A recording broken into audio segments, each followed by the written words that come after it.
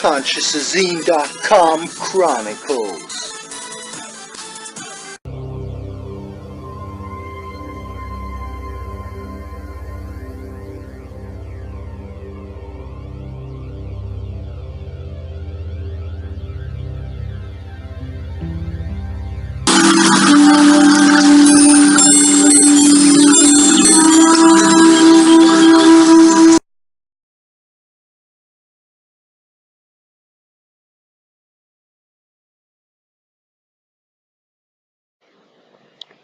Hello, I'm Benjamin Kalmberg from consciousazine.net, and today's video is kind of a part 2 of a video I made called Organic Portals and Positive Charge. So we're kind of going to be part 2ing that video today. In this video, which the title is Organic Portals and the Pain Body. Okay, where to start? You know, the Buddhists, they say that pain is energy leaving the body. So that's interesting. They say all pain is energy leaving the body. Then there's people like in the health movement who will say all pain is associated with positive charge. And I did make a video, Organic Portal and Positive Charge. And in that video I said, you know, I do think there's a correlation with organic portals and positive charge. I have the hugest doubts that any organic portal has ever even touched the earth barefoot. They appear to be only the surface virus, disconnected electrically. And if you're disconnected electrically, say you're standing on shoes with rubber bottom, you're electrically disconnected, then you're disconnected from everything that is, whatever there is, you're disconnected from it. Informationally speaking, light speaking, yeah? And light is information, light is embedded with codes and information and all this, and the high dimensional lights and so on. So when you're disconnected, always walking in shoes, you're never grounding, of course you're going to become more your body. You become denser. You're not able to pick up the higher light as easily because positive charge acts like this.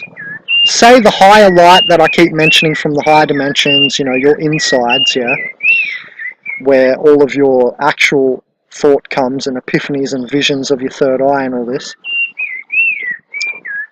Say you're in a very positive charged state.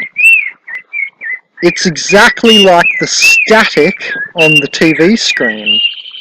Remember how we used to watch TV? Remember those days, like a decade ago? It's 2018 now, the eschaton and the end of history has happened, so we woke up to what the TV really was. So anyway, when we used to watch the TV, you would switch a channel, and say you switch a channel to a channel where the picture is covered by static. That static covering the picture, making it, what, unclear. The positive charge is the static of the TV analogy I'm talking about. So the static makes the picture or your visions less clear. So I call it the muddy waters of the septum pellucidum, which is where the pineal projects onto like a projector screen. When you're sitting in your class at school, the teacher puts on a projector and it goes onto the white screen, and say you make that white screen dirty, then the picture is, you know, less clear. That's why I call it the muddy waters of the septum pellucidum and limbic waters, the limbic brain, the middle brain, the mammalian brain, which, you know, those codes go onto the projector screen of the septum pellucidum, and then that's further integrated into your higher cortical folds and neocortex.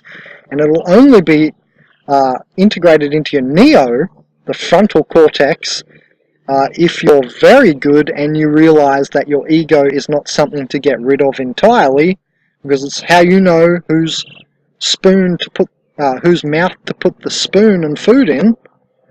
Ego is the steward of the physical dense body, the organic portal body, and id, or the higher self, is steward of the light body, which is fifth dimensional and higher relative. So what I'm saying is, to repeat a little bit over that, when you get your vision from your pineal scintillations and the third eye vibrations make onto the pineal scintillations, the crystals spin, you get a projection onto your septum pellucidum, it integrates into your cortical folds and other parts of the brain, and then if you're really good, I've discovered that you need to integrate everything fully.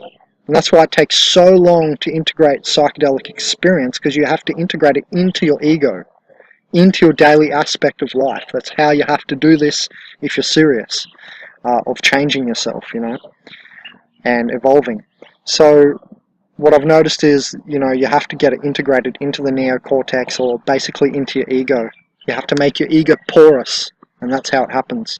So anyway, the positive charge, or the pain, your pain body, which stops you sleeping at night and so on, the major cause of sleeplessness is pain when they survey people. That's because you're not grounding. None of you are standing barefoot on the earth. It's about standing too, not sitting there thinking that it's going through your spine because you're sitting there. It is, but what we've discovered is you need to channel this through the meridians, and the K1 meridian, or the big ball of the big toe. Okay, just that area has to touch the earth, basically. And I do it for hours sometimes, but usually, 40 minutes can be enough to decoagulate your blood, which, will help cellular respiration. So many things. Grounding helps, so many things, but basically the receptivity of your higher light. That's what it all boils down to, the realignment of your cells for your anionization. That one anion can align 1,000,000 water molecules. All this boils down to is higher receptivity, yeah? That you become more dirigible, more capable of being steered and guided. Your dirigibility increases, which means you're capable of being steered and guided by the light itself, or God, or whatever you call it. But yeah, the universe, basically, creating or manifesting itself. Then you become an agent of manifestation, not an agent of the shutting down matrix or surface virus. Pardon me. So,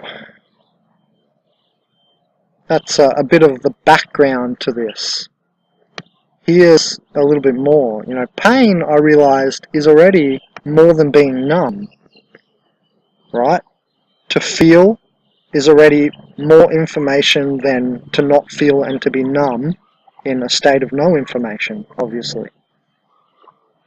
So my idea is that organic portals, they're numb. It's very easy to see this. You start talking in any higher knowledge, they get bored in about 0.01 seconds flat. They can't conceive, they can't postulate, they're illogical, they don't work with logic, they don't work with light or information. It's one way to really tell who is an organic portal. Start talking to them and see where the conversation goes, because it'll either go nowhere, in circles, or to, I don't know, something worldly like their favourite sport team or what's for dinner tonight. So you can check easily who's an organic portal with certain methods like this. So anyway, so pain's already more than being numb, obviously. Good healers like myself, all good healers, shamans, whatever, we all know if we're worth, a little bit of our energy. We know that we have pain as a navigation device. We know that pain is navigation, and that you can navigate yourself, you can navigate reality via your pain. How does this work? Well, if you have a pain in your shoulder and you figure out why it's there,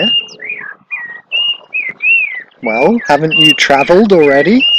Haven't you already gained a higher knowledge than you had before? Because you figured out why you even had the pain.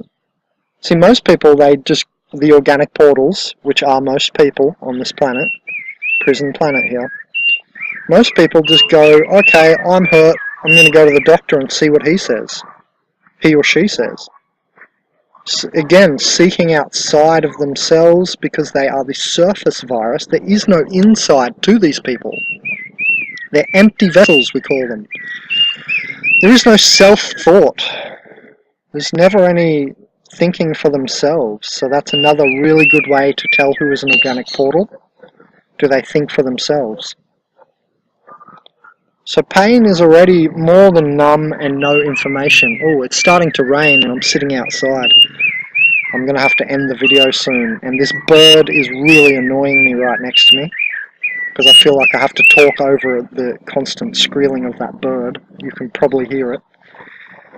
So I've just exerted my voice a little bit too much, sorry. Can you shut up? No, it says. Okay. Right, so, pain is already a navigation device. And, navigate via your pain. Ask yourself, why do I have this pain? Because it's going to lead you to so much. And if you're lucky, it'll lead you to the esoteric and the crack the mundane plane for you, if you're ever so lucky, so to speak. It's funny that when you go through psychedelic trips, there's a lot of pain involved as well. And that's why I get so serious before, this is an anecdote, because before my ayahuasca session in Uruguay a year ago, people were asking my friend, why was he so worried going into it? And she didn't know what to say, but I told her afterwards, because I know how serious this stuff is, and because I'm serious when I take psychedelics, because they're not just fun. They're actually evolutionary agents or substances, and they are spirited, they're entheogens. I'm not talking about, synthetic LSDs and stuff. I'm talking about the entheogens, the nature spirits, the fungi hallucinogens and the plant hallucinogens, because remember, plants and fungi are two different things, just like you, an animal, are different to plants and fungi.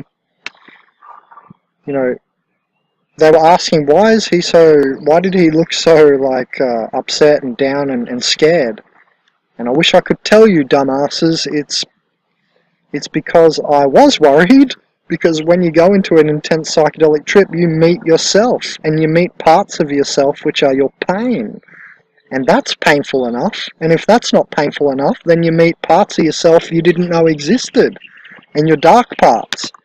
And they really scare you, some of these parts. So anyway, pain is a navigation device, and pain, if you're feeling it, at least you've accepted the fourth dimensional feeling body.